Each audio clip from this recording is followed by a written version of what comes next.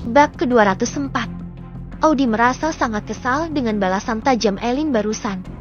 Harga dirinya serasa diinjak-injak. Namun, ia tak ingin mempermalukan dirinya sendiri dan membuat masalah dengan Nyonya Darmawan.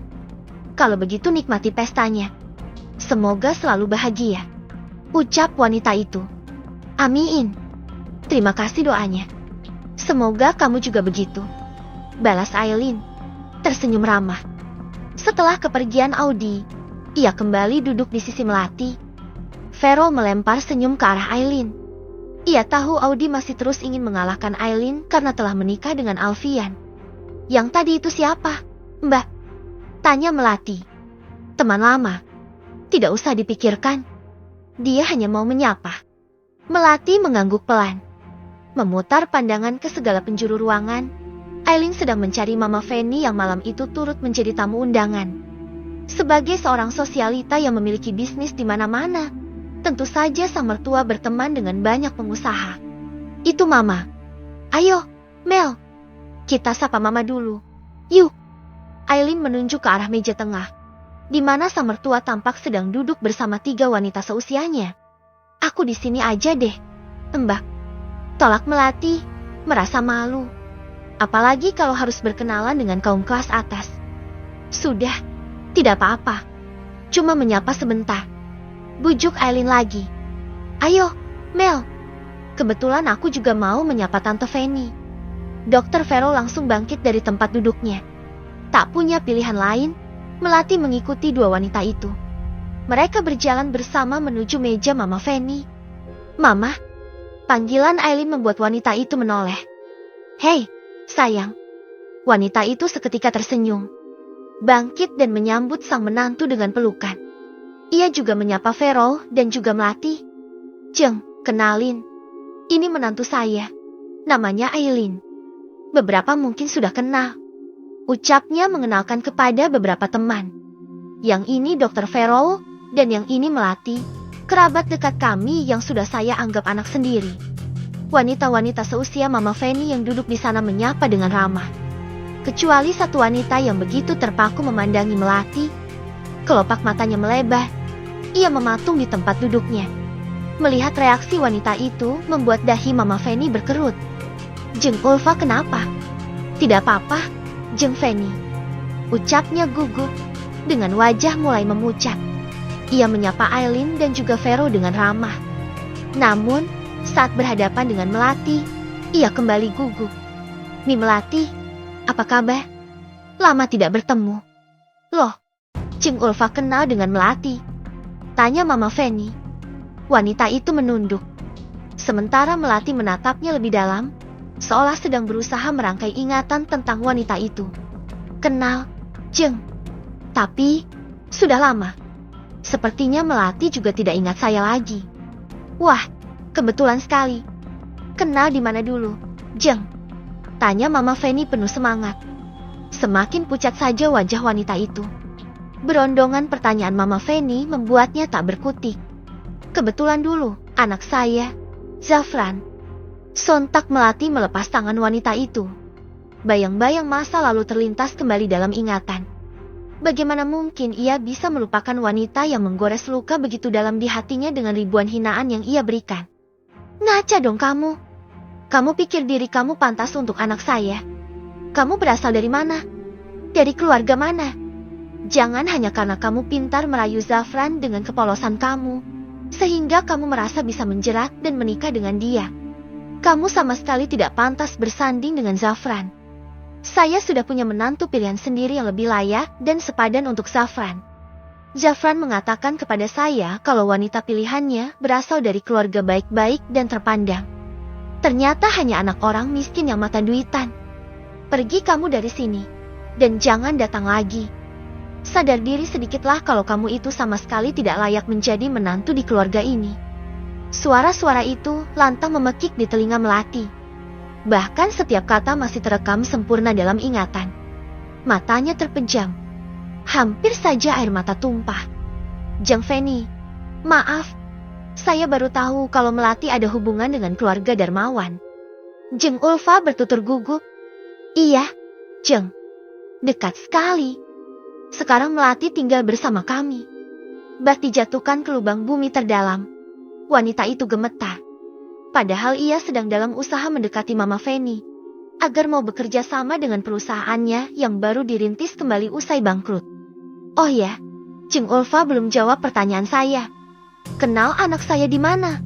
Ucapan Mama Feni yang menyebut Melati sebagai anak membuat Jeng Ulfa semakin meremang.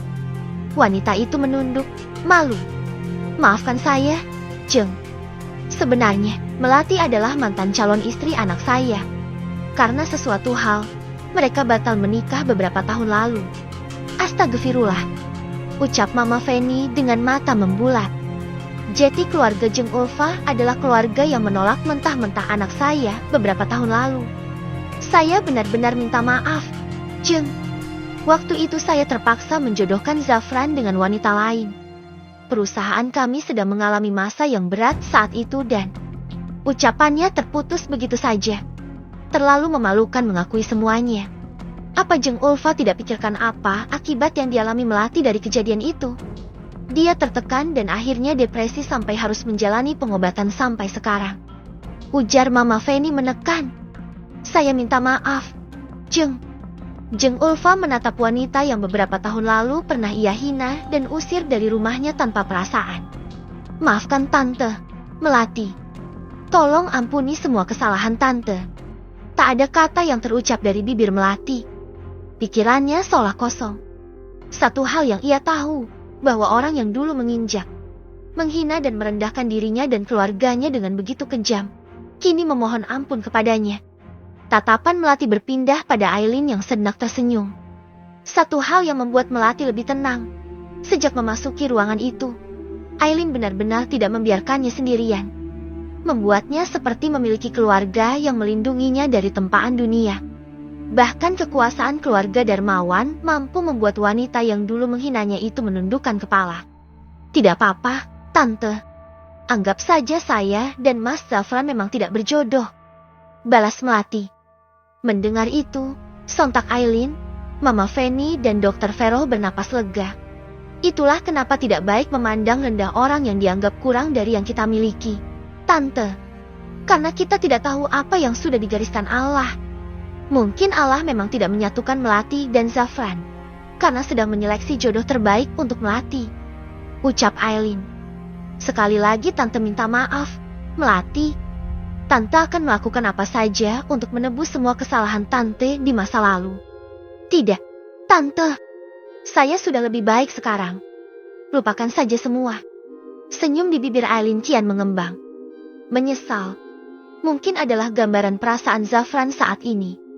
Pertemuan secara tidak sengaja dengan Melati beberapa waktu lalu membawanya pada segala kenangan tentang wanita itu. Lihatlah.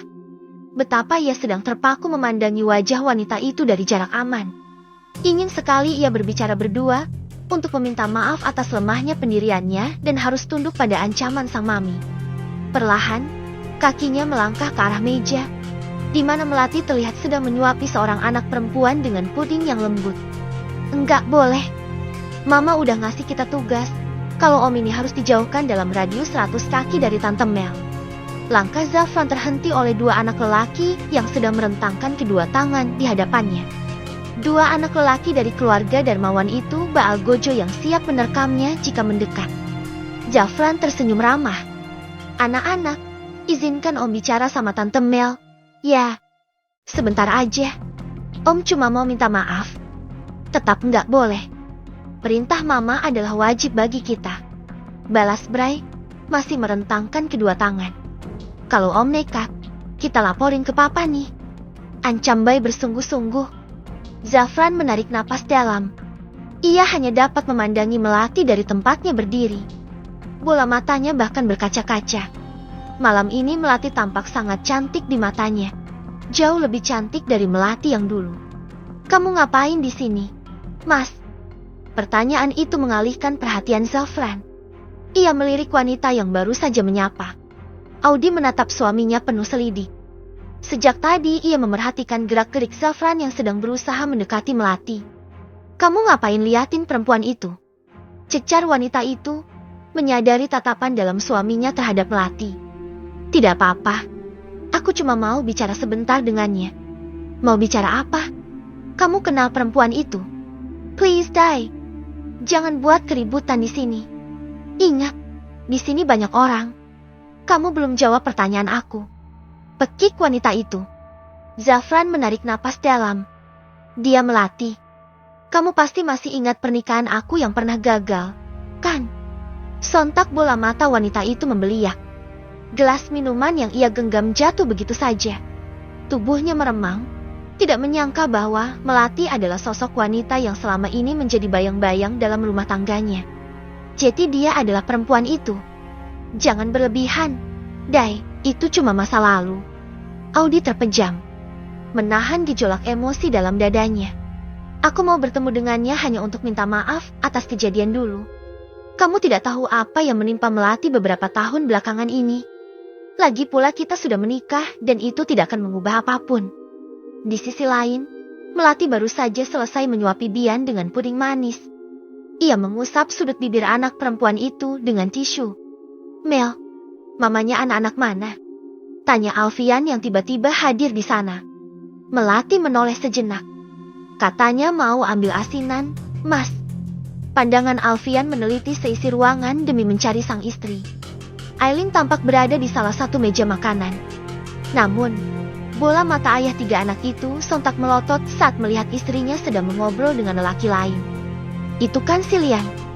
Ngapain dia? Ya, Alfian ingat lelaki yang mendekati Aileen. Anak dari orang terkaya di ruangan itu. Perlahan udara di sekitar seolah tak cukup baginya untuk bernapas. Bukan hal yang baru jika Aileen didekati lelaki lain. Ia masih terlihat sangat muda meskipun sudah melahirkan 3 anak. Siapapun akan mengira ia masih gadis. Apalagi saat sedang berdandan seperti sekarang.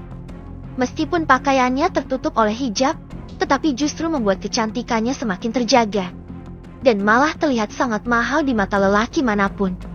Aku bisa kena serangan jantung kalau begini. Alfian menghentikan langkah saat telah berada di belakang lelaki itu. Deheman Alfian sukses membuat lelaki itu menoleh. Ia seketika memamerkan senyum. Hei, Al, kamu di sini. Lama tidak bertemu. Ia menyapa dengan ramah dan menjabat tangan. Sedang apa kamu di sini? Tanya Alfian. STT.